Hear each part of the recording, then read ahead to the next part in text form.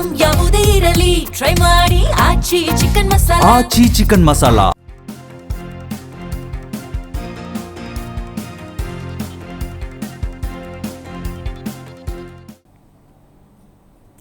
ವಿಶೇಷ ಕಾರ್ಯಕ್ರಮಕ್ಕೆ ಸ್ವಾಗತ. ನಾನು ಸಿಂಚನಾ. ಡೆಲ್ಲಿ ಕ್ಯಾಪಿಟಲ್ಸ್ ವಿರುದ್ಧ SRHಗೆ 47 ರನ್ಗಳ ಭರ್ಜರಿ ಜಯ ಸಿಕ್ಕಿದೆ. ಹೈದರಾಬಾದ್ನಲ್ಲಿ Abhishek Sharma one man show. ನಿನ್ನೆ ಒಂದ್ ಕಡೆ ಅಭಿಷೇಕ್ ಶರ್ಮಾ ಸೆಂಚುರಿ, ಇನ್ನೊಂದ್ ಕಡೆ ಇಶಾನ್ ಮಾಲಿಂಗ ಬೌಲಿಂಗ್ಗೆ ಡೆಲ್ಲಿ ತತ್ತರಿಸಿ ಹೋಯಿತು. ಈ ಬಗ್ಗೆ ಮಾತಾಡೋಣ. ಇದರ ಜೊತೆಗೆ LSG ವರ್ಸಸ್ RR ಮ್ಯಾಚ್ ಕೂಡ ಇದೆ ಇವತ್ತು. ಈ ಎಲ್ಲದರ ಬಗ್ಗೆ ಮಾತಾಡೋಣ. ಇದೇ ಹೊತ್ತಿನ ವಿಶೇಷ IPL ಕಿಕ್.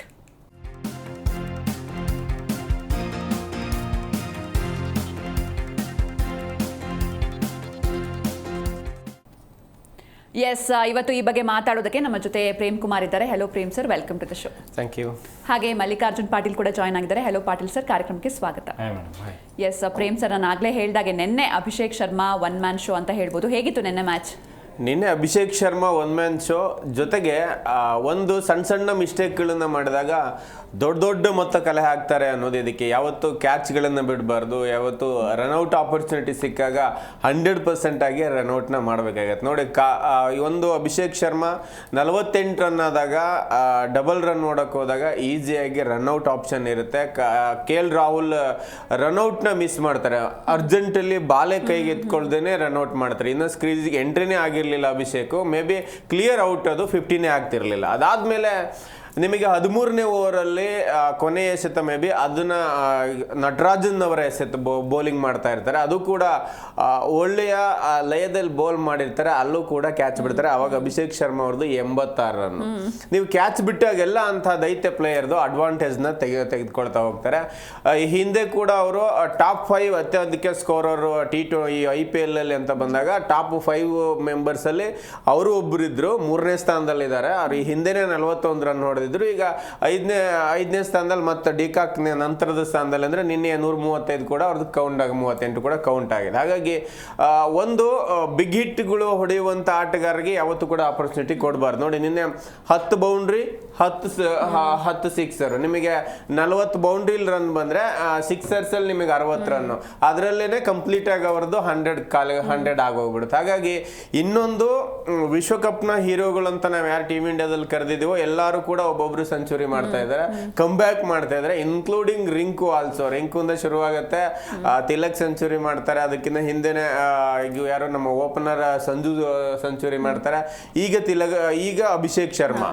ಇವೆಲ್ಲ ಸೈಡ್ ನೋಡ್ತಾ ಇದ್ರೆ ಸಿಂಚನ, IPL ಅಂತ ಬಂದಾಗ IPL ಅಲ್ಲಿ ಮಿಂಚಬೇಕಾಗಿದ್ದು ವಿದೇಶಿ ಆಟಗಾರರಿಗೆ ಕೋಟಿ ಸಂಭಾವನೆ ಕೊಡೋದು, ಅತ್ಯಧಿಕ ಸಂಭಾವನೆಯಲ್ಲಿ ಕರ್ಕೊಂಡ್ ಬರ್ತಾ ಇದ್ವಿ. ಅದನ್ನೆಲ್ಲ ಮರೆಮಾಚಿಸ್ಬೇಕಂದ್ರೆ ಈಗಿನ ಇಂಡಿಯನ್ ಯಂಗ್ ಟೈಗರ್ಸ್ ಗಳೇ ಮಿಂಚುತ್ತಾ ಇದ್ರೆ ಈ ವರ್ಷ. ಜೊತೆಗೆ ಅವ್ರಕ್ಕಿಂತ ಸ್ವಲ್ಪ ಸೀನಿಯರ್ಸ್ ಅಂದ್ರೆ ಅಭಿಷೇಕ್ ಶರ್ಮಾ ಟೀಮ್ಸ್, ಈ ತರದ ತಿಲಕ್ ವರ್ಮಾ ಈ ಏಜನ್ ಆಟಗಾರ ಕೂಡ ಅದ್ಭುತವಾಗಿ ಫಾರ್ಮಿಗೆ ಬರ್ತಾ ಇದ್ದಾರೆ. ಇದೇ ಬೇಕಾಗಿರೋದು ನಮ್ಗೆ. ಯಾಕಂದ್ರೆ ನಾವು ಬರೀ IPL ದೃಷ್ಟಿಕೋನ ಅಲ್ಲ, ಭಾರತೀಯರು ಮಿಂಚಿದ್ರೆ ಅಂದಾಗ ನೆಕ್ಸ್ಟ್ ಬರೋ ಸರಣಿಗಳಿಗೆ ಅವರ ಆತ್ಮವಿಶ್ವಾಸ ಇನ್ನಷ್ಟು ಹೆಚ್ಚಾಗತ್ತೆ. ಇನ್ನೊಂದ್ ಕಡೆಗೆ ನಿನ್ನೆ ಅತ್ಯಧಿಕ ಸ್ಟ್ರೈಕ್ ರೇಟ್ ಅಲ್ಲಿ 4 ಜನನೇ ಇಷ್ಟೊಂದು ರನ್ ಕಲೆ ಹಾಕ್ತಾರೆ ಅಂತ ಹೇಳಿದ್ರೆ ಎದುರಾಳಿ ಬೌಲಿಂಗ್ ನಿಜಕ್ಕೂ ಕೂಡ ಡೆಲ್ಲಿ ಬೌಲಿಂಗ್ ಒಳ್ಳೆ ಲಯದಲ್ಲಿ ಇರುವ ತಂಡ. ನಾವು RCB ಮೇಲೆ ಅವ್ರು ಗೆದ್ದಾಗೂ ಬೌಲಿಂಗ್ ನೇ ಹೋಗ್ಲಿದ್ದೀವಿ. ಆದ್ರೆ ನಿನ್ನೆ ಡೆಲ್ಲಿ ಬೌಲಿಂಗ್ ಲೆಕ್ಕಕ್ಕೆ ಬರಲಿಲ್ಲ. ನೋಡಿ, ಯಾರು 50 ಒಳಗೇನೆ ಇಲ್ಲ. ಯಾಕೆಂತ ಹೇಳಿದ್ರೆ ಅಂತ ಒಳ್ಳೆ ಸ್ಟ್ರೈಕ್ ರೇಟ್.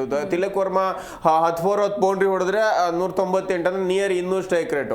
ಎಲ್ಲಕ್ಕಿಂತ ಭರ್ಜರಿ ಅಂತ ಹೇಳಿದ್ರೆ ಈ ಕ್ಲಸನ್ 13 ಬಾಲಿಗೆ 37, 284 ಸ್ಟ್ರೈಕ್ ರೇಟ್ ಅಲ್ಲಿ ಬ್ಯಾಟ್ ಬೀಸ್ತಾರೆ. ಇನ್ನೊಂದ್ ಕಡೆಗೆ ಕಿಶನ್, ಟ್ರಾವಿಸ್ ಹೆಡ್ ಬಿಡಿ ಇದ್ದಷ್ಟು ಹೊತ್ತು ಅವರಿದ್ರು ಇನ್ನ ಡ್ಯಾಮೇಜ್ ಮಾಡ್ತಾರೆ. ನಿನ್ನೆ ಕಿಶನ್ ಕೂಡ ಪಾಪ ಅನ್ಲಕ್ಕಿ, ರಾಣಾ ಓವರ್ ಅಲ್ಲಿ ಕೈಗೆ ಟಚ್ ಆಗಿ ಬಂದು ವಿಕೆಟಿಗೆ ಬಾಲ್ ಹೊಡೆಯುತ್ತೆ. ಇಲ್ಲಾಂದ್ರೆ ಅವರು ಕೂಡ ಇನ್ನೊಂದಿಷ್ಟು 15 ಆದ್ರೂ ಮಾಡ್ತಾ ಇದ್ರು. ಒಳ್ಳೆ ವೆದರ್ ಇತ್ತು ಕಂಪ್ಲೀಟ್ ಆಗಿ. ಇನ್ನೊಂದ್ ಕಡೆಗೆ ಚೇಂಜಿಂಗ್ ಅಂತ ಬಂದಾಗ ಇಷ್ಟು ದೊಡ್ಡ ಮೊತ್ತವನ್ನ ಚೇಂಜ್ ಮಾಡ್ಲಿಕ್ಕೆ ಕೊಟ್ಟ DC-ಗೂ ಅಷ್ಟೇ ಒಂದ್ ಹಂತಕ್ಕೆ ತುಂಬಾ ಚೆನ್ನಾಗಿ ರಾಹುಲ್ ಆಡ್ತಾರೆ. ರಾಣಾ ಮ್ಯಾಚ್ ಕಮ್ ಬ್ಯಾಕ್ ಮಾಡ್ತಾರೆ. ಇಷ್ಟು ದಿನ ಆಡದೆ ಹೋದ್ರು ನಿತೀಶ್ ರಾಣಾ ನಿನ್ನೆ ಬೌಲಿಂಗ್ ಅಲ್ಲಿ ದುಬಾರಿ ಆದ್ರೂ ಕೂಡ ಕಮ್ ಬ್ಯಾಕ್ ಮಾಡ್ತಾರೆ. ಬ್ಯಾಟಿಂಗ್ ಅಲ್ಲಿ ತುಂಬಾ ಚೆನ್ನಾಗುತ್ತೆ. ರಿಜ್ವಿ ಕೂಡ ತುಂಬಾ ಚೆನ್ನಾಗಿ ಆಡ್ತಾರೆ. ಅವರಿಬ್ಬರ ಔಟ್ ಆದ ತಕ್ಷಣ ರಿಜ್ವಿ ಲೈಕ್ ಬಂದಿರ್ತಾರೆ. ರಿಜ್ವಿ ವಿಕೆಟ್ ಬರೋ ಹಂತಕ್ಕಾಗ್ಲೇ ಏನೋ ಟ್ರೈ ಮಾಡ್ಬೋದು ಅನ್ನೋ ನಿಯರ್ ಇತ್ತು. ಯಾಕಂದ್ರೆ 100 ರನ್ ಆಲ್ರೆಡಿ ಬಂದಿತ್ತು. ನಿಮಗೆ Miller wicket back to back wicket ಹೋಗುತ್ತೆ.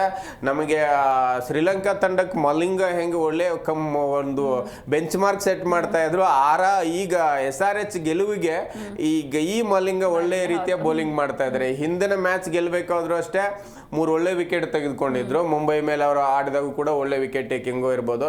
ಈ ನಿನ್ನೆ ಮ್ಯಾಚ್ ಅಷ್ಟೇ 2 ಬ್ಯಾಕ್ ಟು ಬ್ಯಾಕ್ ವಿಕೆಟ್ ತೆಗಿತಾರೆ. ನಿನ್ನೆ 3 ವಿಕೆಟ್ ತೆಗೆದು ಕೂಡ ತುಂಬಾ ಇಂಪಾರ್ಟೆಂಟ್. ರಾಣನ್ ಔಟ್ ಮಾಡ್ತಾರೆ, ಅಲ್ಲಿಂದ ಸ್ಟಬ್ಸ್ ಔಟ್ ಮಾಡ್ತಾರೆ, ಮಿಲ್ಲರ್ನ ಡಗ್ಔಟ್ ಮಾಡ್ತಾರೆ. ಈ 3 ಕೂಡ ಬೌಲಿಂಗ್ ಯೂನಿಟ್. ಇನ್ನೊಂದ್ ಕಡೆಗೆ ನಿಶಾಂಕನ ಮಧುಶಂಕನ ಆಡಿಸ್ತಾರೆ.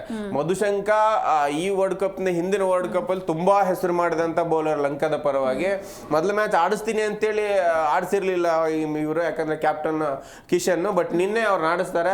ಲಂಕಾ ಟು ಲಂಕಾ ನಿಶಾಂಕನ್ ಅವ್ರು ಔಟ್ ಮಾಡ್ತಾರೆ. ಒಟ್ಟಾರೆಯಾಗಿ ಬೌಲಿಂಗ್ ಕೂಡ ಬ್ಯಾಟಿಂಗ್ ಜೊತೆಗೆ ಸಾಥ್ ಕೊಟ್ಟು ತುಂಬಾ, ಯಾಕಂದ್ರೆ ಚೇಂಜಿಂಗ್ ಮಾಡೋ ಡೆತ್ ಬ್ಯಾಟ್ಸ್ಮನ್ ಇರುವಂತ ಸ್ಟಬ್ಸ್, ರಿಜ್ಬಿ, ಮಿಲ್ಲರ್ ಎಲ್ಲ ಒಳ್ಳೆ ಆಟಗಾರ ಇರೋ ತಂಡ. ಮೇ ಬಿ ಒಂದ್ ಹಂತಕ್ಕೆ ಹೋಗ್ತಾರೆ ಅನ್ಕೊಂಡಿದ್ವಿ. 95 ಕಟ್ ಹಾಕಿದೆ ಬೌಲರು. ತುಂಬಾ ಒಳ್ಳೆ ಟೀಮ್ ನಿನ್ನೆ ಅವರು. ಎಸ್ ಪಾಟೀಲ್, ಈಗ ನಿನ್ನೆ ಮ್ಯಾಚ್ ಬಗ್ಗೆ ಮಾತಾಡೋದಾದ್ರೆ ಅಂದ್ರೆ SRHಗೆ ನಿನ್ನೆ ಮ್ಯಾಚ್ ಎಷ್ಟು ಇಂಪಾರ್ಟೆಂಟ್ ಆಗಿತ್ತು, ಹಾಗೆ ಅವರ ಅಬ್ಬರ ಹೇಗಿತ್ತು ಅಂತ? ಚೆನ್ನಾಗಿತ್ತು ನೋಡಿ. ಯಾವಾಗಲೂ 300 ಅಂತ ಇದ್ರು. ಆ 300ಗೆ ಟಾರ್ಗೆಟ್ ಮಾಡಿನೇ ಸೋಲ್ತಾ ಇದ್ರು. ಈಗ ಮ್ಯಾಚ್ ವಿನ್ನಿಂಗ್ ಪರ್ಫಾರ್ಮೆನ್ಸ್ ಕೊಟ್ರೆ ಸಾಕು, ನಾವು ಮ್ಯಾಚ್ ವಿನ್ ಆಗ್ತೀವಿ ಅನ್ನೋದಕ್ಕೆ ನಿನ್ನೆ ಪಂದ್ಯ ಸಾಕ್ಷಿ.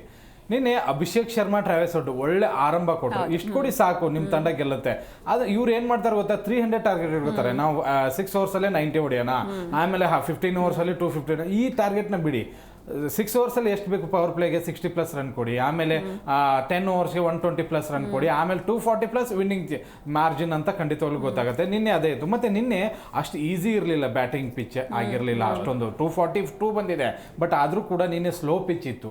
ಆರಂಭದಲ್ಲಿ ತಡ್ಕಾಡಿದ್ರು ಅಭಿಷೇಕ್ ಶರ್ಮಾ ಮತ್ತೆ ಟ್ರಾವಿಸ್ ಹೆಡ್, ಬಟ್ ಆದ್ರೂ ಕೂಡ ಅಭಿಷೇಕ್ ಶರ್ಮಾ ಒಂದು ಇನ್ನಿಂಗ್ಸ್ ನ ಅದ್ಭುತವಾಗಿ ಕಟ್ಕೊಟ್ರು. ನೋಡಿ, ಅಭಿಷೇಕ್ ಶರ್ಮಾಗೆ ಎಷ್ಟು ಇಂಪಾರ್ಟೆಂಟ್ ಅನ್ನೋದು ಹೇಳ್ತೀನಿ. ಈ ಮ್ಯಾಚ್ ತುಂಬಾ ಇಂಪಾರ್ಟೆಂಟ್ ಇದೆ. ಯಾಕಂದ್ರೆ ಇಂಡಿಯನ್ ಟೀಮ್ಗೆ ಓಪನಿಂಗ್ ಸ್ಲಾಟ್ ನಲ್ಲಿ ತುಂಬಾ ಕಾಂಪಿಟೇಷನ್ ಇದೆ. ಈಗ ಸೂರ್ಯಕುಮಾರ್ ಬೇರೆ ಆ ತರ ಸೂರ್ಯವಂಶಿ ಕೂಡ ಆ ತರ ಆಡ್ತಾ ಇದ್ದಾರೆ. ಸಂಜು ಸ್ಯಾಮ್ಸನ್ ಒಳ್ಳೆ ಬ್ಯಾಟಿಂಗ್ ಇದೆ, ಗಿಲ್ ಕೂಡ ಒಳ್ಳೆ ಫಾರ್ಮ್ ನಲ್ಲಿ ಇದ್ದಾರೆ. ಆಮೇಲೆ ಅಭಿಷೇಕ್ ಶರ್ಮಾ ವರ್ಲ್ಡ್ ಕಪ್ ಅಲ್ಲಿ ಚೆನ್ನಾಗಿ ಆಡಿರ್ಲಿಲ್ಲ. ಇದೆಲ್ಲವೂ ಕೂಡ ಒಂದು ಮೈನಸ್ ಕಾಣಿಸ್ತಾ ಇತ್ತು, ಎಲ್ಲೂ ಅಭಿಷೇಕ್ ಶರ್ಮಾ ತೆಗಿತಾರೆ ಅಂತ.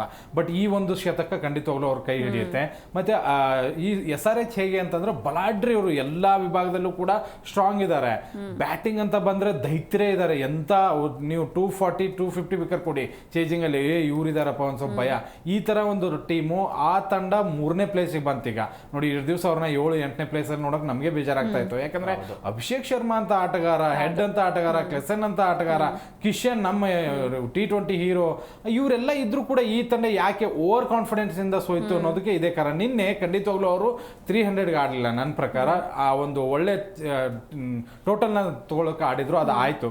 ಮತ್ತೆ ಈ ತಂಡಕ್ಕೆ ಬ್ಯಾಕ್ ಬೋನ್ ಆಗಿ ಅಭಿಷೇಕ್ ಶರ್ಮಾ ಎಷ್ಟು ಇಂಪಾರ್ಟೆಂಟೋ, ಕ್ಲಸನ್ ಈ ಸರಿ ಅದನ್ನೇ ಮಾಡ್ತಾ ಇದ್ದಾರೆ. ಪ್ರತಿ ಮ್ಯಾಚ್ ಅಲ್ಲೂ ಕೂಡ ಕಾಂಟ್ರಿಬ್ಯೂಷನ್ ಕೊಡ್ತಾ ಇದ್ದಾರೆ. ಅದು ಹೇಗೆ ಅಂತಂದ್ರೆ ನಮ್ಮ RCBಲಿ ಟೀಮ್ ಡೇವಿಡ್ ಇದ್ದಂಗೆ, ಕಡಿಮೆ ಬಾಲ್ ಆಡ್ತಾ ಇದ್ದಾರೆ, ಬಿಗ್ ಸ್ಕೋರ್ ಮಾಡ್ತಾ ಇದ್ದಾರೆ, ಆ ಒಂದು ರನ್ ರೇಟ್ ನ ತುಂಬಾ ಇನ್ಕ್ರೀಸ್ ಮಾಡ್ತಾ ಇದ್ದಾರೆ. ಅದು ಒಂದು ಪ್ಲಸ್ ಆಗ್ತಾ ಇದೆ. ಇನ್ನು 3-4 ಪಂದ್ಯಗಳಲ್ಲಿ ಬೌಲಿಂಗ್ ಅಲ್ಲೇ ವೈಫಲ್ಯ ನೋಡಿದ್ವಿ. ಇವ್ರು 200 ಹೊಡೆದ್ರೆ ಹೊಡಿಸ್ಕೋತಾರೆ ಅಂತ ಹೇಳಿ, ಬಟ್ ಸಡನ್ ಚೇಂಜಸ್ ಆಯ್ತು. ತುಂಬಾ ಚೆನ್ನಾಗಿ ಬೌಲಿಂಗ್ ಆಗ್ತಾ ಇದ್ದಾರೆ. ಮಧುಶಂಕ ಆಗಿರ್ಬೋದು, ನಿತೀಶ್ ಕುಮಾರ್ ರೆಡ್ಡಿ ಒಂದ್ ಸ್ವಲ್ಪ ಈ ಮ್ಯಾಚ್ ಅಲ್ಲಿ ದುಬಾರಿ ಆಗಿರ್ಬೋದು, ಕಳೆದ ಮ್ಯಾಚ್ಗಳೆಲ್ಲ ತುಂಬಾ ಚೆನ್ನಾಗಿದ್ದಾರೆ. ಮಲಿಂಗ ನಿನ್ನೆ ತುಂಬಾ ಅದ್ಭುತವಾಗಿದ್ರು. ಪ್ರೇಮ್ ಹೇಳ್ದಂಗೆ ಆ ಶ್ರೀಲಂಕಾ ಮಲಿಂಗ ನೋಡೋಕ್ಕೂ ಇವ್ರು ನೋಡೋದಕ್ಕೂ ನಿನ್ನೆ ಅಷ್ಟೇ ಏನು ವ್ಯತ್ಯಾಸ ಇರಲಿಲ್ಲ ಅಂತ ಹೇಳಿ. ಬಟ್ ತುಂಬಾ ಲೈನ್ ಇನ್ ಲೆಂತ್ ನ ಮೇಂಟೈನ್ ಮಾಡಿದ್ರು. ಆಮೇಲೆ ಶಕೀಬ್ ಹಸನ್ ಬಂದ್ಮೇಲೂ ಕೂಡ ತುಂಬಾ ಸ್ಟ್ರಾಂಗ್ ಆಗಿದೆ ಟೀಮು. ಶಿವಾಂಗ್ ಒಳ್ಳೆ ಸ್ಪಿನ್ನರ್ ರೀ, ನನ್ನ ಪ್ರಕಾರ ತುಂಬಾ ಒಳ್ಳೆ ಸ್ಕಿಲ್ಸ್ ಇದೆ ಈ ಹುಡುಗನ ಹತ್ರ. ಬಟ್ ಅದು ಯಾಕೋ ಯೂಸ್ ಮಾಡ್ಕೊಳ್ತಾ ಇಲ್ವೇನೋ ಅಂತ ಅನ್ಸುತ್ತೆ. ಬಟ್ ಒಂದ್ ಕಡೆಗೆ DC ಅತಿಯಾದ ಆತ್ಮವಿಶ್ವಾಸ ಎಲ್ಲೋ ಎದ್ದು ಕಾಣಿಸ್ತು ನನಗೆ, ಹೊಡಿತೀವಿ ಬಿಡು ಅನ್ನೋ ತರಾನೇ ಇತ್ತು ಅವ್ರದ್ದು ನಿನ್ನೆ. ಬಟ್ ನಿತೀಶ್ ರಾಣಾ ಅವ್ರನ್ನ ಕಮ್ ಬ್ಯಾಕ್ ಮಾಡ್ಕೊಂಡು ತೊಗೊಂಡ್ಬಂದಿದ್ದು. ಬ್ಯಾಟಿಂಗ್ ಅಲ್ಲಿ ಲಾಭ ಆಯ್ತು, ಬಟ್ ಬಾಲಿಂಗ್ ನಲ್ಲಿ ಅವರೇ ಹೊಡಿಸ್ಕೊಂಡಿದ್ದು. ರಿಜ್ವಿ ಓಕೆ ರಿಜ್ವಿ ಬಂದಾಗ ಏನು ಇರಲಿಲ್ಲ, ಆಟ ಮುಗಿದು ಹೋಗಿತ್ತು. ನಿಶಾಂಕ ಏನಾದರೂ ಓಪನಿಂಗ್ ಸ್ಲಾಟ್ ನಲ್ಲಿ ರಾಹುಲ್ ನಿಶಾಂಕ ಏನಾದರೂ ಒಂದು ಬಿಗ್ ಪಾರ್ಟ್ನರ್ಶಿಪ್ 6 ಓವರಲ್ಲಿ 70-80 ಹಿಂಗೆ ಏನಾದರೂ ತಂದು ಕೊಟ್ಟಿದ್ರೆ ಏನೋ ಚಾನ್ಸಸ್ ಇತ್ತು. ಬಟ್ ಎಲ್ಲೂ ಕೂಡ ಇವ್ರು ಗೆಲ್ತಾರೆ ಅಂತ ನನಗೇನು ಅನಿಸ್ಲಿಲ್ಲ. DC ಅರ್ಹವಾದ ಸೋಲು, ಖಂಡಿತವಾಗ್ಲು ಅರ್ಹತೆಯ ಸೋಲು ಅವ್ರಿಗೆ. ಬಟ್ SRH ಕಮ್ ಬ್ಯಾಕ್ ನನಗೆ ಖಂಡಿತವಾಗ್ಲು ಖುಷಿ ಕೊಡ್ತು. ಅಭಿಷೇಕ್ ಅವರ ಒಂದು ಶತಕ ಇದೆಯಲ್ಲ ಖಂಡಿತವಾಗ್ಲು ಇಂಪ್ರೆಸಿವ್ ಆಗಿ ಮೂಡಿ. ಇನ್ನು ಪ್ರೇಮ್, ನಿನ್ನೆ ಒಂದೇ ಮ್ಯಾಚ್ ಅಲ್ಲೇ ಸಿಕ್ಕಾಪಟ್ಟೆ ರೆಕಾರ್ಡ್ಸ್ ಮಾಡಿದ್ರು. ಸೊ ಅಭಿಷೇಕ್ ಶರ್ಮಾ ಅವರ ರೆಕಾರ್ಡ್ಸ್ ಬಗ್ಗೆ ಏನು ಹೇಳ್ತೀರಾ? ನಿನ್ನೆ ಅಭಿಷೇಕ್ ಶರ್ಮಾ ನಮ್ಮ ಕಿಂಗ್ ಕೊಹ್ಲಿ ಅವರ ಸಾಧನೆಯನ್ನ ಸರಿಗಟ್ಟಿದ್ದಾರೆ. ಯಾಕಂದ್ರೆ 9 ಸೆಂಚುರಿಗಳೇನಿದಾವೆ ಆ 9 ಸೆಂಚುರಿಗಳನ್ನ ಅವರು ಕೂಡ ಸರಿಗಟ್ಟಿದ್ದಾರೆ. ಯಾಕಂತ ಹೇಳಿದ್ರೆ T20ಯಲ್ಲಿ ದಾಖಲೆಗಳನ್ನ ದೈತ್ಯರು ಆಗಾಗ್ಲೇ ನಿರ್ವಹಿಸಿಬಿಟ್ಟಿದ್ದಾರೆ. ಈ ನಮ್ಮ ಕ್ರಿಸ್ ಗೇಲ್ ಅವರದ್ದು 29 ಇದೆ, ಅದು ಬಹಳ ದೊಡ್ಡ ಗಂಟು ಮುಂದೆ ಇದೆ. ಹಾಗಾಗಿ ಕ್ರಿಸ್ ಗೇಲ್ ಅವರ ಸಾಧನೆ ಸರಿಗಟ್ಟಲಿಕ್ಕಿನ್ನ ಕಷ್ಟ. ಇನ್ನ ಏನು 9 ನಮ್ಮ ವಿರಾಟ್ ಕೊಹ್ಲಿ 9 ಸೆಂಚುರಿ ಮಾಡಿದ್ರು, ಇವರು ಕೂಡ 9. ಈ ಒಂದು ಸೆಂಚುರಿ ಆದರೆ ಅಭಿಷೇಕ್ ಶರ್ಮಾ ಅತ್ಯಧಿಕ ಸ್ಕೋರರ್ ಅಂತ ಬಂದಾಗ ಕೂಡ ಈ ಹಿಂದೆ 25 ಕೂಡ ಪಂಜಾಬ್ ಮೇಲೆ 141 ರನ್ ಹೊಡೆದಿದ್ರು. ನಿನ್ನೆ ಅಗೇನ್ ಡೆಲ್ಲಿ ಮೇಲೆ 135 ವೈಯಕ್ತಿಕ ಇವರ ದಾಖಲೆ. ಇನ್ನು ಅಭಿಷೇಕ್ ಶರ್ಮಾ T20 ಅತ್ಯಂತ ಹೆಚ್ಚು ಶತಕ ಸಿಡಿಸಿದವರ ಪಟ್ಟಿಯಲ್ಲೂ ಕೂಡ ಸೇರ್ಕೊಳ್ತಾರೆ. ನಾನು ಈಗಾಗಲೇ ಹೇಳಿದಾಗೆ 9ನೇ ಸೆಂಚುರಿ ಈಕ್ವಲ್ ಟು ಕೊಹ್ಲಿ. ಯಾಕಂದ್ರೆ ಇದ್ರ ಮುಂದೆ ಕ್ರಿಸ್ ಗೇಲ್ ಇದ್ದಾರೆ ಅಗ್ರಸ್ಥಾನದಲ್ಲಿ, ಆಮೇಲೆ ಅಜಾಮ್ ಇದ್ದಾರೆ, ವಾರ್ನರ್ 10 ಶತಕ ಸಿಡಿಸಿದ್ದಾರೆ, ಡಿಕಾಕ್ ಇವರೆಲ್ಲ ಕೂಡ ತಲಾ 9 ಶತಕ. ಅದರ ಈ ಒಂದು ಪಟ್ಟಿಗೆ ನಿನ್ನೆ ಕೂಡ ಇವರು ಸೇರ್ಕೋತಾರೆ. ಯಾಕಂತ ಹೇಳಿದ್ರೆ ಬಿಗ್ ಹಿಟ್ಟರ್ಗಳೇ ಇದೊಂದು ಸಾಧನೆ ಮಾಡೋಕ್ಕಾಗೋದು, ಒಂದು ಓಪನರ್ಗಳು ಈ ಸಾಧನೆ ಮಾಡೋಕ್ಕಾಗೋದು. ವಿರಾಟ್ ಕೊಹ್ಲಿ ಅಂತ ಆಟಗಾರರು ಒನ್-ಡೇ-ಒನ್ನಲ್ಲಿ ಆಡು ಕೂಡ ತುಂಬಾ ದಿನ ಆಡಿದ್ದಾರೆ. ಓಪನಿಂಗ್ ಸ್ಲಾಟ್ ಅಲ್ಲಿ ಏನಾದ್ರು ಆಡಿದ್ರೆ ಮೇ ಬಿ ಆ 22, 29 ಈ ಸೆಂಚುರಿಗಳು ಏನಿದಾವೆ, 22 ಸೆಂಚುರಿ ಮಧ್ಯೆ ಅವ್ರದ್ದು ಒಂದು ಸೆಂಚುರಿ ಇರ್ತೈತೆ. ಯಾಕಂದ್ರೆ ರನ್ ಮೆಷಿನ್ ಅವರು. ಬಟ್ ಈ ರೀತಿಯಾಗ ಬಿಗ್ ಹಿಟ್ಟರ್ಗಳು ಕಡಿಮೆ ಬಾಲಿಗೆ ಹೊಡೆಯೋದ್ರಿಂದ, ಜೊತೆಗೆ ಓಪನಿಂಗ್ ಸ್ಲಾಟ್ ಅಲ್ಲಿ ಕ್ಲಿಕ್ ಆಗೋದ್ರಿಂದ ಕಂಪ್ಲೀಟ್ ಆಗಿ ಅವರಿಗೆ 20 ಓವರ್ನು ಆಡೋ ಅವಕಾಶ ಇರುತ್ತೆ. ಯಾಕಂದ್ರೆ ಡೌನ್ ಆಡುವ ಆಟಗಾರರು ನಿಮಗೆ ಕಾಣಿಸಿಗಲ್ಲ. ಇದ್ರಲ್ಲಿ ಹೊಡೆದ್ರೆಲ್ಲ ಕ್ರಿಸ್ ಗೇಲು, ಡಿಕಾಕು, ಬಾಬರ್ ಅಜಾಮ್ ಈ ತರದ ಆಟಗಾರರು ಯಾಕೆ ಸಿಗ್ತಾರೆ ಅಂತ ಹೇಳಿದ್ರೆ ಓಪನಿಂಗ್ ಪ್ಲೇಯರ್ಗಳಿಗೆ ಒಂದು ದೊಡ್ಡ ಅಡ್ವಾಂಟೇಜ್ ಇರುತ್ತೆ. 20 ಓವರ್ ಕೂಡ ಅವ್ರ ಕೈಯಲ್ಲಿ ಇರುತ್ತೆ, ನಿತ್ತ ಆಡಿದ್ರೆ ಆಡ್ಬೋದು. ಹಾಗಾಗಿ ಆ ರೀತಿಯ ಅತ್ಯಧಿಕ ಸಿಕ್ಸರ್ ಹೊಡೆಯುವ ಸಾಧನೆಗಳಿಗೆ, ಜೊತೆಗೆ ಅತ್ಯಧಿಕವಾಗಿ 50 ಸೆಂಚುರಿ ಬಾರಿಸೋರ ಪಟ್ಟಿ ಇವರೇ ಕಾಣ ಸಿಗ್ತಾ ಹೋಗ್ತಾರೆ. ಜೊತೆಗೆ ಅಭಿಷೇಕ್ ಶರ್ಮಾ ಪಾಟೀಲ್ ಹೇಳಿದಾಗೆ ಕಾಂಪಿಟೇಷನ್ ತುಂಬಾ ದೊಡ್ಡದಿದೆ. ಅವ್ರ ತಂಡದಲ್ಲಿರೋ ಕಿಶನ್ ಆದಿಯಾಗಿನೂ ಕೂಡ ಓಪನಿಂಗ್ ಆಡ್ತಾರೆ. ಇನ್ನೊಂದ್ ಕಡೆಗೆ ಲೆಫ್ಟ್ ಹ್ಯಾಂಡರ್ ಅಂತ ನಾವು ತೆಗೆದುಕೊಂಡ್ರು ಅಷ್ಟೇನೆ ನಮಗೆ ತುಂಬಾ ಒಳ್ಳೆ ಪ್ಲೇಯರ್ ಸಿಗ್ತಾರೆ. ಈಗ RR ತಂಡದಲ್ಲಿ ಇರುವಂತಹ ಜೈಸ್ವಾಲ್ ಕೂಡ ಒಳ್ಳೆ ಲಯದಲ್ಲಿದ್ದಾರೆ. ಜೊತೆಗೆ ಅವ್ರ ಕಂಟಿನ್ಯೂಟಿಯನ್ನು ಕಾಪಾಡ್ಕೊಳ್ತಾ ಇದ್ದಾರೆ. ಒಂದು ಮ್ಯಾಚಿಗೆ ಮಾತ್ರ ಸೀಮಿತ ಆಗ್ತಾ ಇಲ್ಲ. ಯಾಕಂದ್ರೆ ನಮ್ದು ಈ ಒಂದು ಅಭಿಷೇಕ್ ಶರ್ಮಾ ಅವರ ಮೈನಸ್ ಇರೋದೇ ಒಂದು ಮ್ಯಾಚ್ ಆಡಿದ್ರೆ ಇನ್ನೊಂದು ಮ್ಯಾಚ್ ಆಡಕ್ ಆಗಲ್ಲ ಅವರಿಗೆ. ಹಾಗಾಗಿ ಕಂಟಿನ್ಯೂಟಿ ಆಡುವಂತ ಇಂಡಿಯನ್ ಪ್ಲೇಯರ್ಗಳು ತುಂಬಾ ಓಪನರ್ ಇರೋದ್ರಿಂದ ಮೇ ಬಿ ಇನ್ನು ಮುಂದಿನ ಹಂತಗಳಲ್ಲಿ ಇದೇ ಫಾರ್ಮ್ ನ ಕಂಟಿನ್ಯೂ ಮಾಡಿದ್ರೆ ಅವ್ರಿಗೆ ತುಂಬಾ ಒಳ್ಳೇದು ನನ್ನ ಪ್ರಕಾರ. ಓಕೆ, ಇನ್ನು ಪಾಟೀಲ್ ಈಗ SRHಗೆ ಫಸ್ಟ್ ಬ್ಯಾಟಿಂಗ್ ಕೊಡೋದು ಒಳ್ಳೇದಾ ಅಥವಾ ಸೆಕೆಂಡ್ ಬ್ಯಾಟಿಂಗ್ ಕೊಡೋದು ಒಳ್ಳೇದಾ? ಇವ್ರಿಗೆ ಫಸ್ಟ್ ಬ್ಯಾಟಿಂಗ್ ಮಾತ್ರ ಕೊಡಕ್ ಹೋಗ್ಬೇಡಿ. ಫಸ್ಟ್ ಬ್ಯಾಟಿಂಗ್ ಕೊಟ್ರೆ ಇದೇ ಗತಿ ಆಗುತ್ತೆ. ಏನ್ ಗೊತ್ತಾ, ಹೊಡಿ ಆಟಗಾರ ಇದಾರೆ, ಸ್ಟ್ರೆಸ್ ಇರಲ್ಲ ಇವ್ರಿಗೆ. ಬಂದಷ್ಟು ಬರ್ಲಿ ರನ್ ಅಂತ ಹೇಳಿ ಹೊಡಿಯೋದಕ್ಕೆ ಸ್ಟಾರ್ಟ್ ಮಾಡ್ತಾರೆ. ಆ 300 ಒಂದು ತಲೆಯಲ್ಲಿ ಇಟ್ಕೊಂಡಿದ್ದಾರೆ. ಅದಕ್ಕೆ ಹೆಡ್ಡು ಮತ್ತೆ ಅಭಿಷೇಕ್ ಶರ್ಮಾ ಅಂತ ಆಟಗಾರರು ಕ್ಲಿಕ್ ಆದ್ರೆ ಸಾಕು, ಒಂದು 10 ಓವರ್ ನಿಂತ್ಕೊಂಡ್ರೆ ಸಾಕು. ಈ ನಿನ್ನೆ ಏನಾಯ್ತಲ್ಲ ಹಂಗೆ ಒನ್ ಸೈಡ್ ಗೇಮ್ ಆಗಿಬಿಡುತ್ತೆ. ಅದಕ್ಕೋಸ್ಕರ ಇವ್ರಿಗೆ ಫಸ್ಟ್ ಬ್ಯಾಟಿಂಗ್ ಕೊಡೋದು ಕಷ್ಟ ಆಗುತ್ತೆ. ಸೆಕೆಂಡ್ ಬ್ಯಾಟಿಂಗ್ ನಲ್ಲಿ ಒಂದ್ ಸ್ವಲ್ಪ ಪ್ರೆಷರ್ ಇರುತ್ತೆ.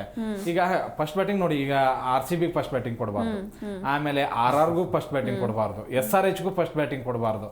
ಈ 3 ತಂಡಗಳನ್ನ ನೆನ್ಪಿಟ್ಕೊಂಡ್ಬಿಡ್ಬೇಕು. ಇವ್ರಿಗೆ ಫಸ್ಟ್ ಬ್ಯಾಟಿಂಗ್ ಕೊಟ್ರೆ ಉಡಿಸು 240, 250 ಆಗುತ್ತೆ, ಗೆಲ್ಲೋದು ಕಷ್ಟ ಅಂತ. ಫಸ್ಟ್ ಓಪನಿಂಗ್ ಇದ್ದು ಏನು ಅಂತಂದ್ರೆ 100% ಫಸ್ಟ್ ಬ್ಯಾಟಿಂಗ್ ಸಿಕ್ಕಾಗ ಈ 3 ತಂಡಗಳಲ್ಲಿ ಓಪನಿಂಗ್ ಬ್ಯಾಟ್ಸ್ಮನ್ಗಳು ಒಬ್ಬರಾದ್ರೂ ಕ್ಲಿಕ್ ಆಗೇ ಆಗ್ತಾ ಇದೆ. ಹಂಗೆ ನೋಡಿ, ಇಂಥ ಅಭಿಷೇಕ್ ಶರ್ಮಾ ಅಂತ ಆಟಗಾರ ಶತಕ ಹೊಡೆದ್ಮೇಲೆ ತಂಡದಲ್ಲಿ ಎದುರಾಳಿ ತಂಡಕ್ಕೆ ಏನೂ ಉಳಿಯೋದೇ ಇಲ್ಲ. 240 ಅಂದ ತಕ್ಷಣ ಪ್ರೆಷರ್ ಗೇಮ್ ಆಗಿಬಿಡುತ್ತೆ. ಮತ್ತೆ ಒಂದ್ ಸ್ವಲ್ಪ ಬೌಲಿಂಗ್ ಒಂದು 2-3 ಓವರ್ ಚೆನ್ನಾಗಿ ಬಿಟ್ರೆ ಮ್ಯಾಚ್ ಕೊಲ್ಯಾಪ್ಸ್ ಆಗಿಬಿಡುತ್ತೆ ಎದುರಾಳಿ ತಂಡದ್ದು. ಅದೇ ಕಾರಣಕ್ಕಾಗಿ ಫಸ್ಟ್ ಬ್ಯಾಟಿಂಗ್ ಕೊಡೋದು ತುಂಬಾ ಡೇಂಜರಸ್ ಇವರಿಗೆ. ಹೆಡ್ ಅಭಿಷೇಕ್ ಶರ್ಮಾ ಬೇಗನೆ ವಿಕೆಟ್ ಹೋದ್ರೆ ಅಂತ ಅನ್ಕೋತಾರೆ ಒಬ್ಬೊಬ್ರು. ಬಟ್ ನಾನು ಎಲ್ಲೂ ಫಸ್ಟ್ ಬ್ಯಾಟಿಂಗ್ ಆಡುವಾಗ ಇಬ್ಬರಲ್ಲಿ ಒಬ್ರು ಕ್ಲಿಕ್ ಆಗಿದ್ದನ್ನು ಪ್ರತಿ ಸರಿ ನೋಡಿದ್ದೀನಿ. ಈ ಸರಿನೂ ಹಂಗಾಯ್ತು. ಮತ್ತೆ ಈ ಸರಿ ಇಬ್ರು ಕೂಡ ಒಳ್ಳೆ ಬ್ಯಾಟಿಂಗ್ ಆಡಿದ್ರು. 8.5 ಓವರಲ್ಲೇ 97 ರನ್. ಮೊದಲ ಪಾರ್ಟ್ನರ್ಶಿಪ್ಗೆ ನೀವು 97 ರನ್ ಕೊಡುಗೆ ಕೊಟ್ರೆ ಖಂಡಿತವಾಗ್ಲೂ ಅದು 240+ ಖಂಡಿತವಾಗ್ಲೂ ಆಗುತ್ತೆ. ಅದಾದ ನಂತರ ಕಿಶನ್ ಅಂತ ಆಟಗಾರ, ಕ್ಲಸನ್ ಅಂತ ಆಟಗಾರ ಇದ್ದಾಗ, ಆಮೇಲೆ ನಿಖೇತ್ ವರ್ಮಾ ಒಬ್ಬ ಫಿನಿಷರ್, ಅವ್ರ ಕಡೆನೂ ಇದ್ದಾನೆ. ಅವ್ನು ಬಂದಿದ್ರೆ ಇನ್ನೂ ಏನೋ ಗೊತ್ತಿಲ್ಲ. ಕ್ಲಸನ್ ಎಷ್ಟು ಚೆನ್ನಾಗಿ ಫಿನಿಶ್ ಮಾಡ್ತಾ ಇದ್ದಾರೆ. ಲಾಸ್ಟ್ ಪಾರ್ಟ್ನರ್ಶಿಪ್ ನೋಡಿ 13 ಬಾಲಲ್ಲೇ 37 ರನ್ ಹೊಡೆದಿದ್ದಾರೆ. ಅದಕ್ಕೆ ಇವ್ರಿಗೆ ಸೆಕೆಂಡ್ ಬ್ಯಾಟಿಂಗ್ ಆಡ್ಸೋದೇ ಬೆಟ್ರು. ಏನ್ ಬ್ಯಾಟಿಂಗ್ ಪಿಚ್ ಇರಲಿ ಬಾಲಿಂಗ್ ಪಿಚ್ ಇರಲಿ, ಇವ್ರನ್ನ ಒಂದ್ ಸ್ವಲ್ಪ ಸೆಕೆಂಡ್ ಬ್ಯಾಟಿಂಗ್ ತಗೊಂಡ್ಬಂದ್ರೆ ಪ್ರೆಷರ್ ಅಲ್ಲಿ Abhishek Sharma Travis Head out ಆಗೋದನ್ನ ನೋಡಿದೀನಿ ಹೊರತು ಪ್ರೆಷರ್ ಇಲ್ಲದೆ ಇರುವಾಗ ಇವ್ರ ಬ್ಯಾಟಿಂಗ್ ಯಾವಾಗಿದ್ರು ಕಮಾಲ್ ಮಾಡುತ್ತೆ. ಇವ್ರಿಗೆ ಸೆಕೆಂಡ್ ಬ್ಯಾಟಿಂಗ್. ಓಕೆ, ಇನ್ನು ಪ್ರೇಮ್, ಈಗ DC ಎಲ್ಲಿ ಎಡವಿದ್ರು ಅಂತಂದ್ರೆ RCB ಮೇಲೆನೆ ಗೆದ್ದಿದ್ರು ಅವರು, ಈಗ ಎಲ್ಲಿ ಎಡವಿದ್ರು?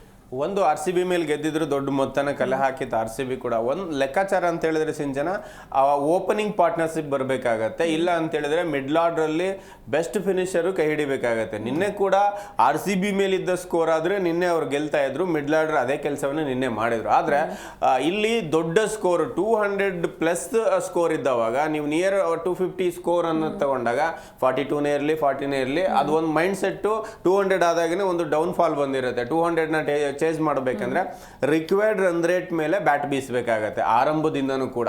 ನಿಮಗೆ 22, 23 ರನ್ ಎಲ್ಲ ನಿಯರ್ ಇರಬೇಕಾದ್ರೆ ಓಪನಿಂಗ್ ಹೇಗೆ ಬರಬೇಕು, ಪವರ್ ಪ್ಲೇನ ಬಲವಾಗಿ ರನ್ ಬರಬೇಕಾಗತ್ತೆ. ನಿಶಾಂಕ ಮತ್ತೆ ರಾಹುಲ್ ಜೋಡಿ ಏನ್ ಮಾಡಬೇಕಿತ್ತು, ಪವರ್ ಪ್ಲೇಲಿ ಒಂದು 70-80 ರನ್ ಕಲೆ ಹಾಕ್ಬೇಕು. ಅಟ್ಲೀಸ್ಟ್ 60-70 ರನ್ ಆದ್ರೂ ಬೇಕೇ ಬೇಕು. ಒಂದು ನೀವು ಪವರ್ ಪ್ಲೇಲೆ 8 ರನ್ನಿಗೆ ನಿಶಾಂಕ ಅಂತ ಒಳ್ಳೆ ಪ್ಲೇಯರ್ ಔಟ್ ಆದಾಗ ನಿಮಗೆ ರಾಹುಲ್ ಏನ್ ಮಾಡ್ಬೇಕಲ್ಲಿ, ಒಳ್ಳೆ ಪಾರ್ಟ್ನರ್ಶಿಪ್ ತರಬೇಕಾ ಅಥವಾ ರಿಕ್ವೈರ್ಡ್ ರನ್ ರೇಟ್ ಮೇಲೆ ಆಧಾರದ ಮೇಲೆ ಆಡ್ಕೊಂಡು ಹೋಗ್ಬೇಕಾ, ವೇಗವಾಗಿ ಬ್ಯಾಟ್ ಬೀಸಬೇಕಾ ಅಥವಾ ವಿಕೆಟ್ ಉಳಿಸ್ಕೋಬೇಕಾ? ಈ ಒದ್ದಾಟದಲ್ಲಿ ಒಳ್ಳೆ ಬೌಲಿಂಗ್ ಕೂಡ SRH ಮಾಡ್ತಾ ಇತ್ತು. ಹಾಗಾಗಿ ನಿಧಾನಗತಿಯ ಬ್ಯಾಟಿಂಗ್ ಮೊರೆ ಹೋದಾಗ ಒಟ್ಟಾರೆಯಾಗಿ ನೀವು 10 ಓವರಿಗೆ ನೀವು ವಿಕೆಟು ಕಳ್ಕೊಂಡ್ರೆ ರಿಕ್ವೈರ್ಡ್ ರನ್ ರೇಟ್ ಕೂಡ ಜಾಸ್ತಿ ಆಗ್ತಾ ಹೋದಾಗ ಬ್ಯಾಟ್ಸ್ಮನ್ ಮೇಲೆ ಒತ್ತಡ ಬಿತ್ತು. ಇನ್ನೊಂದು ನಿಮಗೆ ಬಿಗ್ ಹಿಟ್ ಹೊಡೆಯುವ ಆಟಗಾರ ಬೇಕು, ಬ್ಯಾಕ್ ಟು ಬ್ಯಾಕ್ 6 ಹೊಡಿಬೇಕು. ನಿಮಗೆ ಸ್ಕ್ರೀಸ್ ರೊಟೇಟ್ ಮಾಡಿದ್ರೆ ಈ ಹಂತದಲ್ಲಿ ವರ್ಕೌಟ್ ಆಗಕ್ಕಾಗಲ್ಲ.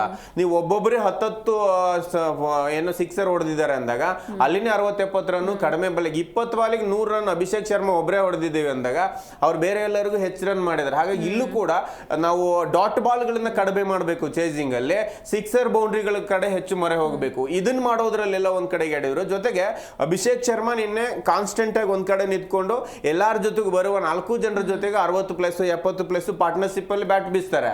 ಈ ಕೆಲಸವನ್ನು ಇಲ್ಲಿ ಯಾರು ಮಾಡಕ್ಕಾಗಿಲ್ಲ. ರಾಣಾ ಅದ್ಭುತವಾಗಿದ್ದಾಗ ಇನ್ನೊಬ್ರು ಸಾಥ್ ಕೊಟ್ಟಿದ್ರೆ KL ರಾಹುಲ್ ಚಾರ್ಜ್ ಮಾಡಬೇಕಿತ್ತು. ರಾಣಾ ಒಬ್ಬರೇ 6 ಹೊಡಿತಿದ್ರೆ KL ರಾಹುಲ್ಗೆ ಆಗ್ತಾ ಇಲ್ಲ ಅಂತ ಅಂದ ಸಂದರ್ಭದಲ್ಲಿ required run rate more than ಆಗ್ತಾ ಹೋಗುತ್ತೆ.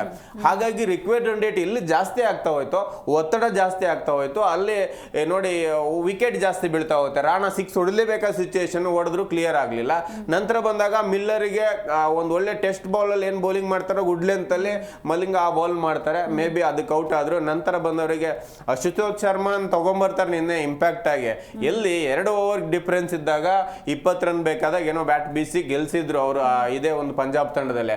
ಬಟ್ ಈ ಹಂತಕ್ಕೆಲ್ಲ ಅದನ್ನ ಮಾಡಕ್ ತುಂಬಾ ಕಷ್ಟ ಆಗುತ್ತೆ. ಹಾಗಾಗಿ ಎಲ್ಲೋ ಒಂದ್ ಕಡೆಗೆ ಬಿಗ್ ಹಿಟ್ ಹೊಡೆಯುವ ಆಟಗಾರರು ಸೆಟ್ಲ್ ಆಗಿಲ್ಲ, ಒಂದು ಒಳ್ಳೆ ಪಾರ್ಟ್ನರ್ಶಿಪ್ ಬರಲಿಲ್ಲ, ದೊಡ್ಡ ಹೊಡೆತಗಳ ಕಡೆ ಮೊರೆ ಹೋಗ್ಲಿಲ್ಲ, ರಿಕ್ವೈರ್ಡ್ ರನ್ ರೇಟ್ ಹೆಚ್ಚಾಯ್ತು. ಹಾಗಾಗಿ ಸೋತ್ರು. ಬಟ್ ಬಹಳ ದೊಡ್ಡ ಅಂತರದಿಂದ ಸೋಲಿಲ್ಲ ಅವರು, ನೀವು ನಿಯರ್ 200 ಬಂದ್ರು ಹಾಗೆ ಒತ್ತಡದಲ್ಲೂ ಕೂಡ. ಎಸ್, ಖಂಡಿತ ಈ ಬಗ್ಗೆ ಮಾತಾಡ್ತಾ ಹೋಗೋಣ. ಒಬ್ರು ಕಾಲರ್ ಇದ್ದಾರೆ, ಸಾಗರ್ ಅಂತ. ನಮಸ್ತೆ. ನಮಸ್ತೆ ಸಾಗರ್ ಅವರೇ, ಎಲ್ಲಿಂದ ಕಾಲ್ ಮಾಡ್ತಿದ್ದೀರಾ? ನಿನ್ನೆ ಮ್ಯಾಚ್ ನೋಡಿದ್ರಾ?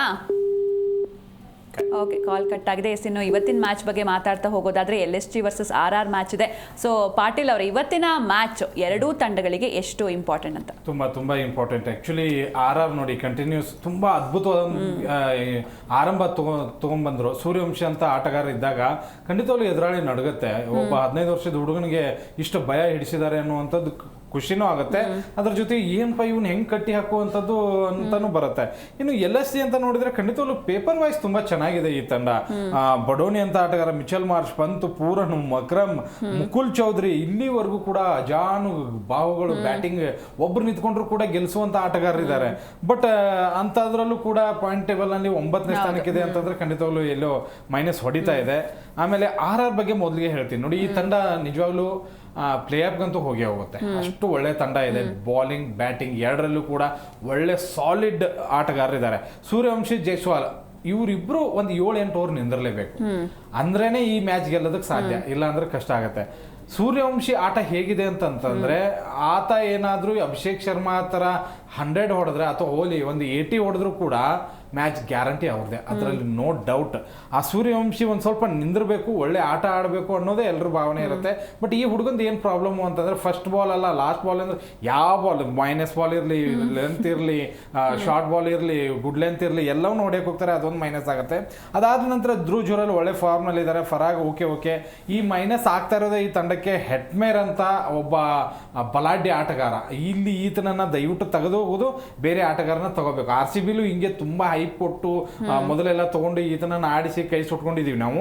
ಇವನ್ಗೂ ಇಲ್ಲಿ ಹೈಪ್ ಕೊಟ್ಟು ತುಂಬಾ ಚೆನ್ನಾಗಿ ಆಡ್ತಾನೆ ಅಂತ ಹೇಳಿ ಆಸ್ ಅ ಫಿನಿಷರ್ ಸ್ಥಾನ ಕೊಡ್ತಾ ಇದೀವಿ. 2 ಮ್ಯಾಚ್ ಸೋಲೋದಕ್ಕೂ ಇವನೇ ಕಾರಣ. ಪೆರಾರಿಯಾ ಒಳ್ಳೆ ಫಾರ್ಮ್ ಅಲ್ಲಿ ಇದ್ದಾರೆ, ಜಡೇಜಾ ಒಳ್ಳೆ ಫಾರ್ಮ್ ಅಲ್ಲಿ ಇದ್ದಾರೆ, ಬಿಷ್ಣು ಒಳ್ಳೆ ಸ್ಪಿನ್ ಅಟ್ಯಾಕ್ ಮಾಡ್ತಾರೆ, ಬ್ರಿಜೇಶ್ ಶರ್ಮಾ ಒಳ್ಳೆ ಬೌಲಿಂಗ್, ಬರ್ಗರ್, ಯಶ್ರಾಜ್, ಪುಂಜಾ ಒಳ್ಳೆ ಬೌಲಿಂಗ್ ಅಟ್ಯಾಕ್ ಕೂಡ ಇದೆ. ಬ್ಯಾಟಿಂಗ್ ಬಾಲಿಂಗ್ ಒಂದು ಸದೃಢತೆ ಖಂಡಿತವಾಗ್ಲೂ ಇದೆ. ಬಟ್ ಫಿನಿಷರ್ ಅಂತ ಬಂದಾಗ ಇಲ್ಲಿ ಒಂದ್ ಸ್ವಲ್ಪ ಹೆಟ್ಮೇರ್ ನಮ್ಗೆ ಒಂದ್ ಸ್ವಲ್ಪ ಕಾಸ್ಟ್ಲಿಯಸ್ ಆಗ್ತಾ ಇರೋದ್ರಿಂದ ಈ ಒಂದು ತಂಡದಲ್ಲಿ ಹೆಟ್ಮೇರ್ನ ತೆಗೆದ್ರೆ ಈ ತಂಡ ಇನ್ನೊಂದ್ ಸ್ವಲ್ಪ ಬಲಾಢ್ಯ ಆಗತ್ತೆ. LSGಗೆ ಏನು ಅಂತಂದ್ರೆ, ಈ ಓನರ್ ಇಂದಾನೆ ಅದೇನು ಕರ್ಮನೋ ಗೊತ್ತಿಲ್ಲ, ಸುತ್ಕೊಂಡ್ಬಿಟ್ಟಿದೆ. KL ರಾಹುಲ್ ಯಾವತ್ತಿವರು ಮೈದಾನದಲ್ಲಿ ಬೈದ್ರಲ್ಲ, ಅವತ್ತಿಂದ LSG ಕೆಳಗಡೆ ಕುತ್ಕೊಂಡಿದ್ದು ಮೇಲ್ಗಡೆ ಬಂದೇ ಇಲ್ಲ. ಅದ ಎಂತ ಆಟಗಾರನ ತಗೊಳ್ಳಿ, ಎಷ್ಟೇ ಕೋಟಿಗಳನ್ನ ಖರ್ಚು ಮಾಡ್ಲಿ, ಅದ್ರಲ್ಲೂ ಪಂತ್ ಬಗ್ಗೆ ಹೊಗಳಿದ್ದೆ ಏನ್ ಧೋನಿ ತರ ಆಗ್ತಾರೆ, ಕೊಹ್ಲಿ ತರ ಆಗ್ತಾರೆ, ಹಾಗೆ ಹೀಗೆ ಅಂತ ಓನರ್ ಹೊಗಳಿದ್ದು, ಬಟ್ ವೇಸ್ಟ್ ಆಗ್ತಾ ಇದೆ.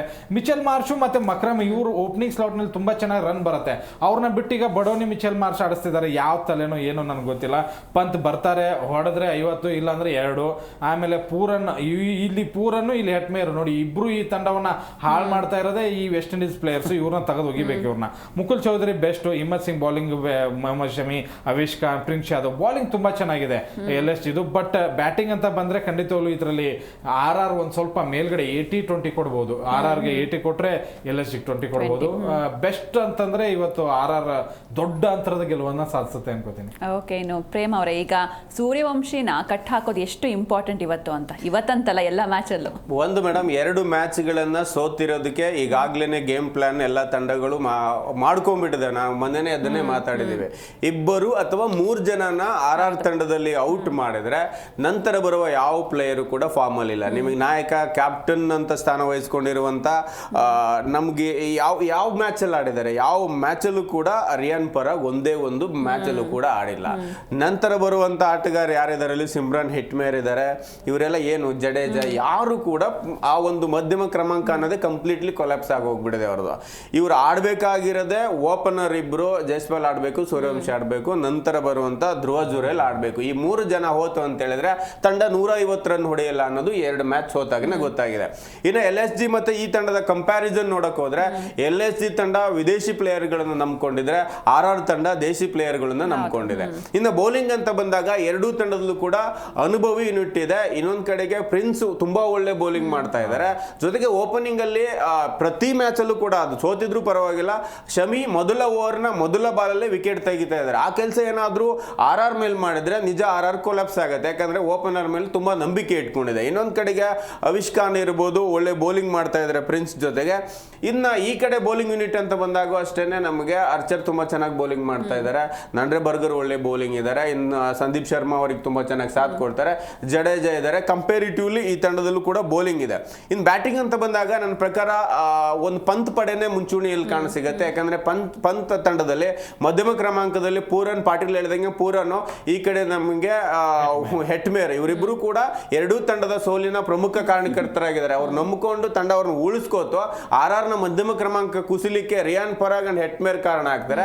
ಇಲ್ಲಿ ಒಂದೊಂದ್ಲಿ, ಯಾಕಂದ್ರೆ ನಿಮಗೆ ಅಡಮ್ ಮರ್ಕ್ರಮ್ ಎಲ್ಲಿ ಬಿಟ್ಟಾಗೋ ಆಡಿದ್ದಾರೆ. ಮೊನ್ನೆ ನಿರ್ಧಾರ ತೆಗೆದುಕೊಂಡಿದ್ದೇನು ಅಂತ ಹೇಳಿದ್ರೆ ಪಂತ್ ಆ ನಿರ್ಧಾರ ಬೇಡ ಆಗಿದೆ. ಯಾಕಂದ್ರೆ ಸರ್ಕಲ್ ಅಂತ ಬಂದಾಗ ಒಳ್ಳೆ ಸ್ಟ್ರೈಕ್ ರೇಟ್ ಅಲ್ಲಿ ಹೊಡಿಬಡಿ ಆಟಗಾರ ಬೇಕು. ಅಲ್ಲಿ ಮಾರ್ಚ್ ಮತ್ತೆ ಅಡಮ್ ಮರ್ಕ್ರಮೇ ಸೂಟೇಬಲ್, ಅದನ್ನೇ ಮಾಡಿದ್ರೆ ಬೆಟರ್. ನಂತರ ಪಂತ್ ಕೂಡ ಈಗ ಲಯಕ್ ಮಾಡಿದ್ದಾರೆ. ಇನ್ನು ಮಧ್ಯಮ ಕ್ರಮಾಂಕದಲ್ಲಿ ಬ್ಯಾಟ್ ಬೀಸುವ ಬದೋನಿ ಕೂಡ ಲಯದಲ್ಲಿ ಇರೋದ್ರಿಂದ ಬ್ಯಾಟಿಂಗ್ ಇವ್ರದ್ದು ಒಂಚೂರು ಡೆಪ್ತ್ ಇದೆ. ಇವ್ರಿಗಿನ್ನ ಮುಕುಲ್ ಚೌಧರಿ ಫಿನಿಶಿಂಗ್ ಮಾಡುವ ಕಾರ್ಯವನ್ನು ನಿಭಾಯಿಸ್ತಾ ಇದ್ದಾರೆ. ಅಟ್ಲೀಸ್ಟ್ 30 ರನ್ ಹೊಡಿತಾರೆ. ಏನಾದ್ರೂ ಪೂರನ್ ಸ್ವಲ್ಪ ಕಮ್ ಬ್ಯಾಕ್ ಮಾಡಿದ್ರೆ ಈ ತಂಡ ಕಂಪೇರಿಟಿವ್ಲಿ RR ಹೋಲಿಸಿದ್ರೆ ಅಂದ್ರೆ ಸುಭದ್ರವಾಗಿದೆ ನನ್ನ ಪ್ರಕಾರ. ಹಾಗಾಗಿ ಇವತ್ತು RR ನ ಪ್ರಮುಖ 3 ವಿಕೆಟ್ಗಳನ್ನ ತೆಗೆಯುವಬಲ್ಲ ಎಬಿಲಿಟಿ ಕೂಡ ಶಮಿ ಬಳಗಕ್ಕಿದೆ. ಹಾಗೇನೆ ಓಪನಿಂಗ್ ಅಲ್ಲಿ ಕ್ಲಿಕ್ ಮಾಡೋ ಅಂದ್ರೆ ನೀವು ಮಾರ್ಚ್ ಔಟ್ ಮಾಡಿದ್ರೆ ನಂತರ ಬಂದ ಮಧ್ಯಮ ಕ್ರಮಾಂಕ ತುಂಬಾ ಚೆನ್ನಾಗಿರೋದ್ರಿಂದ ಕಂಪೇರಿಟಿವ್ಲಿ ಗೆಲ್ಲೇಬೇಕು. ಯಾಕಂದ್ರೆ ಅವರು 6 ಆಡಿದ್ರಲ್ಲ, RR ಕಂಟಿನ್ಯೂ ಆಗಿ ಗೆದ್ದಿರೋದ್ರಿಂದ 4 ಗೆಲುವಿದೆ. ಇವ್ರದ್ದು 2 ಸೋಲು 2 ಗೆಲುವು ಇರೋದ್ರಿಂದ ಇವತ್ತು ಗೆಲುವಿನ ಕಾತರದಲ್ಲಿದ್ದಾರೆ ಲಕ್ನೋ. ಜೊತೆಗೆ ಅಲ್ಲೇ ಮ್ಯಾಚ್ ನಡೆಯೋದ್ರಿಂದ ದೊಡ್ಡ ಗ್ರೌಂಡು, ಮೇ ಬಿ ಎಲ್ಲವೂ ಕೂಡ ಅಡ್ವಾಂಟೇಜ್ ಇದೆ. ನನ್ನ ಪ್ರಕಾರ ಲಕ್ನೋ ಇವತ್ತು ಗೆಲ್ಲುವ ಫೇವರೇಟ್ ತಂಡ. ಓಕೆ, ಇನ್ನು ಪಾಟೀಲ್ ಅವರೇ, ಈಗ ಇವತ್ತಿನ ಮ್ಯಾಚ್ ಅಲ್ಲಿ ಒಂದ್ ಕಡೆ ಜೈಸ್ವಾಲ್ ಹಾಗೆ ಸೂರ್ಯವಂಶಿ, ಹಾಗೆ ಇನ್ನೊಂದ್ ಕಡೆ ಮೊಹಮ್ಮದ್ ಶಮಿ, ಸೊ ಇವರಿಬ್ಬರ ಬ್ಯಾಟಲ್ ಹೇಗಿರ್ಬೋದು? ಹಾಗೆ ಒಂದ್ ವೇಳೆ ಏನಾದ್ರೂ ಜೈಸ್ವಾಲ್ ಹಾಗೆ ಸೂರ್ಯವಂಶಿ ಔಟ್ ಆದ್ರೆ ತಂಡದ ಕತೆ ಮುಗೀತಾ ಹೇಗೆ? ಸೂರ್ಯವಂಶಿ ಯಾವತ್ತು ಬಾಲರ್ಗಳನ್ನ ನೋಡಿ ಆಡೋದೇ ಇಲ್ಲ. ಬುಮ್ರಾಗೂ ಹೊಡೆದಿದ್ದಾರೆ, ಹೆಜಲ್ವುಡ್ಗೂ ಹೊಡೆದಿದ್ದಾರೆ, ಭುವಿಗೂ ಹೊಡೆದಿದ್ದಾರೆ. ವರ್ಲ್ಡ್ ನಂಬರ್ 1 ಬಾಲರ್ನೇ ಹಂಗೆ ಚೆಚ್ಚಿದಾಗ ಈಗ ಶಮಿನ್ ಬಿಡ್ತಾರೆ. ಶಮಿ 2-3 ವರ್ಷ ಆಯ್ತು ಇಂಟರ್ನ್ಯಾಷನಲ್ ಮ್ಯಾಚ್ಗಳೇ ಆಡಿಲ್ಲ. ಬಟ್ ಹಾಗಂತ ಶಮಿ ಏನು ಕೆಟ್ಟ ಬಾಲರ್ ಅಲ್ಲ, ಒಳ್ಳೆ ಇನ್ ಸ್ವಿಂಗ್ ಔಟ್ ಸ್ವಿಂಗ್ 2 ಇದೆ, ಒಳ್ಳೆ ಲೆಂತ್ ಇದೆ, ಆಮೇಲೆ ಸ್ಪೀಡು ಕೂಡ 130+ ಇರೋದ್ರಿಂದ ಖಂಡಿತವಾಗ್ಲೂ ಒಂದು ಬ್ಯಾಟಲ್ ಅಂತೂ ನೋಡ್ಬೋದು. But experience versus Young talent ಹೇಗಿರುತ್ತೆ ಅನ್ನುವಂಥ ಕುತೂಹಲ ಇದೆ. ಬಟ್ ನನಗೆ ಇಲ್ಲಿ ಎಲ್ಲೋ ಯಂಗ್ ಟ್ಯಾಲೆಂಟ್ ಗೆಲ್ಲುತ್ತೆ ಅಂತ ಅನ್ಕೋತೀನಿ. ಮತ್ತೆ ಈಗ 2 ಮ್ಯಾಚ್ ಅಲ್ಲಿ ಫೇಲ್ ಆಗಿರೋದ್ರಿಂದ ಸೂರ್ಯವಂಶಿ ಒಂದ್ ಸ್ವಲ್ಪ ಮೊನ್ನೆ ಮೈದಾನದಲ್ಲೇ ಅಳ್ತಾ ಇದ್ರಂತೆ. ಯಾಕೆ ಅಳ್ತಾ ಇದ್ರು ಅಂತ ಕೇಳಿದ್ರೆ ಏನೋ ಊಟ ಕೊಟ್ಟಿರ್ಲಿಲ್ಲ, ಹಂಗೆ ಎಲ್ಲ ಮಿಮಿಕ್ಸ್ ಎಲ್ಲ ನಡೀತಾ ಇದೆ. ಬಟ್ ಆತ ಯಾಕೆ ಅಳ್ತಾ ಇದ್ದ ಅನ್ನೋದನ್ನ ಇವತ್ತಿನ ಮ್ಯಾಚ್ ಅಲ್ಲಿ ತೋರಿಸ್ತಾನೆ ಅನ್ನೋದನ್ನ ನನಗೆ ಗೊತ್ತಿದೆ. ಯಾಕಂದ್ರೆ ಈ ಮಕ್ಕಳಿಗೆಲ್ಲ ಸೋಲು ಅವೆಲ್ಲ ಮನಸ್ಸಿಗೆ ತುಂಬಾ ಇವತ್ತಂತೂ 100% LSG ಹೆಂಗ್ ಹೊಡಿತಾರೆ ಅಂತಂದ್ರೆ ಸೂರ್ಯವಂಶದ ಒಂದು ನಾನು ಅನ್ಕೋತಾ ಇದ್ದೀನಿ ಒಂದು 60-70+ ಮಿನಿಮಮ್ ಹೇಳ್ತಾ ಇದ್ದೀನಿ. ಸೂರ್ಯವಂಶದಿಂದ 60-70+ ಬರುತ್ತೆ. LSG ಪ್ರೇಮ್ ಹೇಳಿದಂಗೆ ಪೇಪರ್ ವೈಸ್ ತುಂಬಾ ಸ್ಟ್ರಾಂಗ್ ಆಗಿ ಕಾಣಿಸ್ತಾ ಇದೆ ನನಗೂ ಕೂಡ. ಬಟ್ ಯಾರು ಫಾರ್ಮ್ ಅಲ್ಲಿ ಇದಾರೆ, ಬಡೋನಿ ಮ್ಯಾಚ್ ವಿನ್ನರ್ ಅಲ್ಲ, ಮ್ಯಾಚ್ ವಿನ್ನಿಂಗ್ ಪರ್ಫಾರ್ಮೆನ್ಸ್ ಕೊಡ್ತಾ ಇಲ್ಲ, ಒಳ್ಳೆ ಆಟ ಆಡ್ತಾ ಇದ್ದಾರೆ. ಬಟ್ ಅವರು ಒಂದು 30 ಸ್ಕೋರ್ ಮಾಡಿದ್ರು ಕೂಡ ನಿನ್ಗೆ RR ತಂಡದಲ್ಲಿ ಮಧ್ಯಮ ಕ್ರಮಾಂಕ ಕಂಪ್ಲೀಟ್ಲಿ 0. ಬಟ್ ಇಲ್ಲಿ ಏನ್ ಗೊತ್ತಾ, ಫೆರಾರಿಯಾ ಮತ್ತೆ ಜಡೇಜಾ ಒಳ್ಳೆ ಫಿನಿಶರ್ ಕೊಡ್ತಾ ಇದಾರೆ. ಫೆರಾರಿಯಾ ಬಿಗ್ ಹಿಟ್ ಮಾಡ್ತಾ ಇದಾರೆ.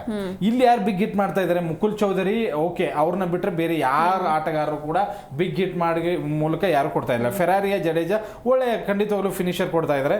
ಎರಡು ತಂಡಕ್ಕೆ ಹೋಲಿಸ್ಕೊಂಡ್ರೆ ಅಜಾನುಭಾವಗಳು LSG ಇರ್ಬೋದು, ಬಟ್ ನಮ್ ಯಂಗ್ ಟ್ಯಾಲೆಂಟ್ ಇವತ್ತು ಪರಾಕ್ರಮ ಮೆರೆದು LSG ನ ಪಡೆಯುತ್ತೆ. ಸೊ ನಿಮ್ ಪ್ರಕಾರ RR, ಹಾಗೆ ನಿಮ್ ಪ್ರಕಾರ LSG. ಸೊ ಯಾರು ಗೆಲ್ತಾರೆ ಅಂತ ಕಾದು ನೋಡ್ಬೇಕು. ಥ್ಯಾಂಕ್ ಯು ಸೋ ಮಚ್ ನಮ್ಮ ಸ್ಟುಡಿಯೋಗೆ ಬಂದಿದ್ದಕ್ಕೆ. ಥ್ಯಾಂಕ್ ಯು ಸೋ ಮಚ್ ಇಬ್ಬರಿಗೂ. ಇವತ್ತು LSG ವರ್ಸಸ್ RR ಮ್ಯಾಚ್. RRಗೆ ಮ್ಯಾಚ್ ಗೆದ್ದು ಪಾಯಿಂಟ್ಸ್ ಟೇಬಲ್ನಲ್ಲಿ ಟಾಪ್ಗೆ ಹೋಗೋ ತವಕ ಇದ್ರೆ, ಇನ್ನೊಂದು ಕಡೆ ಲಕ್ನೋಗೆ ಈ ಪಂದ್ಯವನ್ನ ಗೆಲ್ಲೇಬೇಕಾದಂತಹ ಅನಿವಾರ್ಯತೆ ಇದೆ. ಹೀಗಾಗಿ ಏನಾಗುತ್ತೆ ಇವತ್ತಿನ ಮ್ಯಾಚ್ ಕಾದು ನೋಡ್ಬೇಕಿದೆ ಅಂತ ಹೇಳ್ತಾ, ನೋಡ್ತಾ ಇರಿ ಜೀ ಕನ್ನಡ ನ್ಯೂಸ್, ಸತ್ಯವೇ ಸುದ್ದಿಯ ಜೀವಾಳ.